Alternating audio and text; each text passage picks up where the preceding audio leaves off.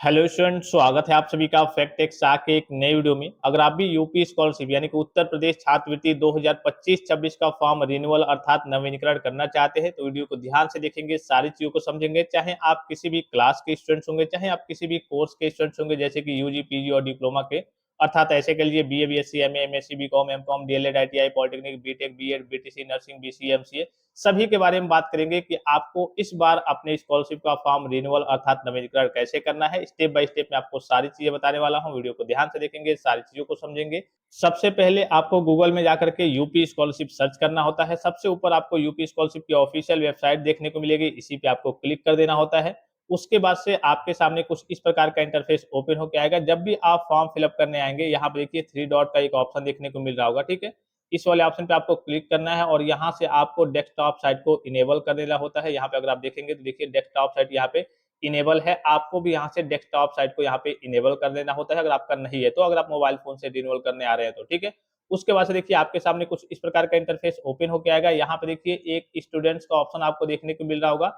इसी स्टूडेंट्स वाले ऑप्शन पे क्या करना है, आपको क्लिक करना है। जैसे इस पे क्लिक करेंगे आपके सामने कुछ इस प्रकार का इंटरफेस ओपन होकर आएगा। यहाँ पे आपको नीचे को स्लाइड करके आना है, एक स्टूडेंट का ऑप्शन देखने को मिलेगा, इससे आपको कोई लेना देना नहीं है, आप रिन्यूअल करने आए हैं। फिर आपको लॉग इन फ्रेश का ऑप्शन देखने को मिलेगा, इससे भी आपको कोई लेना देना नहीं है, आपको रिन्यूअल करना है, नवीनीकरण करना है। इसी के नीचे स्लाइड करके आएंगे तो एक ऑप्शन आपको देखने को मिल जाएगा लॉग इन रिन्यूअल, ठीक है। चार ऑप्शन आपको देखने को मिलेंगे। अब इसमें जो पहला ऑप्शन है वो क्लास 9th और 10th के बच्चों के लिए, अर्थात रिन्यूअल की बात करें तो क्लास 10th के बच्चों के लिए है। ये जो आपको दूसरा ऑप्शन दिख रहा होगा पोस्ट मैट्रिक स्टूडेंट्स, ये आपके क्लास 12th के बच्चों के लिए है।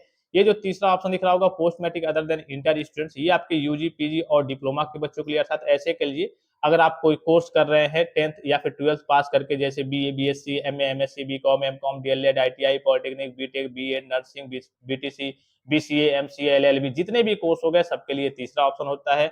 और चौथा ऑप्शन भी पोस्ट मैट्रिक के बच्चों के लिए होता है, लेकिन अदर स्टेट वाले बच्चों के लिए होता है, ठीक है। तो इस वीडियो में हम एक post matric other than inter students का करिए रिन्यूअल करने वाले हैं। आपका जो भी क्लास होगा, जो भी कोर्स होगा, उस हिसाब से आपको सिलेक्ट कर लेना है। जैसे कि ये post matric other than inter के स्टूडेंट्स है तो यहाँ पे आपको क्लिक कर देना है, आपका जो भी क्लास होगा उस हिसाब से आपको सिलेक्ट कर लेना है। उसके बाद से यहाँ देखिए तीसरे वाले ऑप्शन में आपको प्रीवियस ईयर का जो आपका स्कॉलरशिप का रजिस्ट्रेशन नंबर है उसको यहाँ पे फिलअप करना है, ओटीआर नंबर यहाँ पे फिलअप करना है। अब ये ओटीआर नंबर क्या होता है, ओटीआर यानी कि वन टाइम रजिस्ट्रेशन। ये आपका इस बार से नया रूल लाया गया है कि सभी बच्चों को एक ओटीआर का रजिस्ट्रेशन करना है। ये कंपलसरी है, ओटीआर का जो रजिस्ट्रेशन है वो कंपलसरी है सभी बच्चों के लिए। इसके बिना आपका फॉर्म लॉगिन ही नहीं हो पाएगा, ठीक है। अब ओटीआर का रजिस्ट्रेशन कैसे करना है, ये बेसिक से आपका ई केवाईसी है, जिसमें आपके आधार का ऑथेंटिकेशन होगा, आपके मोबाइल नंबर का वेरिफिकेशन वगैरह होगा। उसके बाद से जब भी आप फॉर्म फिलअप करने आएंगे तो जो बेसिक से डिटेल्स वगैरह है ऑटोमेटिकली फेच कर लिए जाएंगे। ओटीआर के वीडियो का लिंक मैं आपको इसी वीडियो के डिस्क्रिप्शन बॉक्स में सबसे ऊपर दे रहा हूँ, उसको आप देख लेंगे। ओटीआर का सिंपल सा प्रोसेस है, ओटीआर कर लेंगे, उसके बाद से एक आपको ओटीआर नंबर देखने को मिलेगा, उसको आपको यहाँ पे फिलअप करना होता है, ठीक है। अगर आप वीडियो के डिस्क्रिप्शन बॉक्स में नहीं जा पा रहे हैं तो आप डायरेक्टली यूट्यूब पे सर्च कीजिए कि यूपी स्कॉलरशिप ओटीआर रजिस्ट्रेशन कैसे करें, बाय फैक्ट टेक्सा चैनल का नाम आपको आगे लगा देना है बाय करके। वो फ्रेश और लाइव वीडियो आपको देखने को मिल जाएगा, उसको देख करके आपको ओटीआर का रजिस्ट्रेशन करना है, ओटीआर का नंबर मिल जाएगा, उसको आकर के यहाँ पे आपको फिलअप कर देना है। उसके बाद से आपको पासवर्ड फिलअप करना है और कैप्चा कोड फिलअप करके सबमिट वाले ऑप्शन पे क्लिक करना है। मान लीजिए कि आपने ओटीआर का रजिस्ट्रेशन पहले किया हुआ था, भूल गए हैं, तो यहाँ पे क्लिक करके आप नया वही जो ओटीआर का रजिस्ट्रेशन नंबर है उसको प्राप्त कर सकते हैं। अगर आपको पासवर्ड पता नहीं है, पासवर्ड भूल गए हैं, तो यहाँ पे क्लिक करके आप पासवर्ड नया पासवर्ड प्राप्त कर सकते हैं। कभी कभी वेबसाइट में प्रॉब्लम रहती है, समस्या रहती है, तो यहाँ पे पासवर्ड वगैरह आपको नहीं मिलता है, तो कुछ दिन बाद आप ट्राई करेंगे तो आपको सारी चीजें देखने को मिल जाएगी, ठीक है। ये जो कैप्चा दिख रहा है इसको आपको यहाँ पे फिलअप करना होता है और लास्ट में सबमिट के ऑप्शन पे क्लिक करना होता है। चलिए सारी चीजों को फिलअप करके फिर मैं आगे की ओर प्रोसीड करके आपको दिखाता हूँ। अब देखिए फाइनली सारी चीजों को फिलअप किया जा चुका है, यहाँ पे सबमिट वाले ऑप्शन पे क्लिक करना है। जैसे ही सबमिट वाले ऑप्शन पे क्लिक करेंगे, अगर आपने सही तरीके से डिटेल्स वगैरह को फिलअप किया होगा तो आपका फॉर्म यहाँ पे लॉगिन हो जाएगा। आपका फॉर्म लॉगिन हो गया है, यहाँ पे आपको दिख रहा होगा, अगर आप देखेंगे तो 2025-26 का फॉर्म है और रिन्यूअल अर्थात नवीनीकरण का फॉर्म है, यानी कि इस बार का फॉर्म है। फिर उसके बाद से अब आपको करना क्या है, जैसे आप लॉगिन करेंगे ये सारे स्टेप्स आपके ग्रीन होंगे, क्या होंगे, सारे स्टेप्स आपके क्या होंगे, ग्रीन होंगे। बहुत सारे बच्चों में ये जो लास्ट वाला ऑप्शन है स्टेप 7, ये आपका ग्रीन नहीं आ रहा है, बहुत सारे बच्चों में आ रहा है, बहुत सारे बच्चों में नहीं आ रहा है। अब आपको करना क्या है, यहाँ पे 3 पैरेलल लाइन दिख रही होंगी, इस पे आपको क्लिक करना है।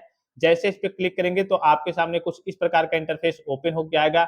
सबसे पहले रजिस्ट्रेशन करें, फिर प्रमाणीकरण हेतु आधार नंबर डालें, फिर मोबाइल नंबर सत्यापन हेतु फिर आपका आय एवं जाति प्रमाणीकरण हेतु यहाँ पे देखिए बच्चों के सामने क्या समस्या आ रही है कि जिन बच्चों का पहले ही जैसे मान लीजिए कि फर्स्ट ईयर में उन्होंने फॉर्म को फिलअप किया हुआ था, अब रिन्यूअल करने वाले हैं, तो उनका जो इनकम सर्टिफिकेट है वो एक्सपायर हो गया है। अब एक्सपायर के केस में आपको क्या करना है, तो आपको कुछ नहीं करना है, उसी इनकम सर्टिफिकेट के बेस पे आपका पैसा चला आता है जब तक आप उस कोर्स में पढ़ाई करते रहते हैं।